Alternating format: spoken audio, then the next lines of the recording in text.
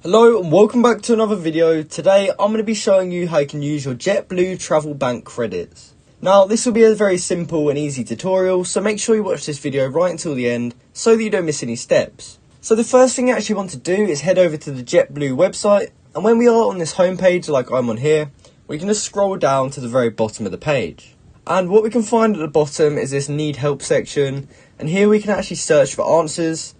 So here we can actually search travel bank, and when we search that we see this first option which is for travel bank credits, and we're just going to click on this to learn a bit more about them. So to start with, I would actually recommend you read all of this so that you fully understand it, as it is very important. But I'm going to go through a few important details on this page.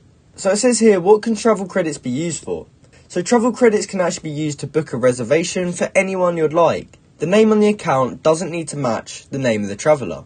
And Jetblue travel credits can be applied to airfare and taxes on Jetblue operated flights booked through jetblue.com, the air portion of a Jetblue vacations packages, and to change fees for Jetblue basic fares, and any applicable increase in airfare when changing a booking. However, the travel credits cannot be applied to things such as same-day switches, pets, or bookings on partner airlines.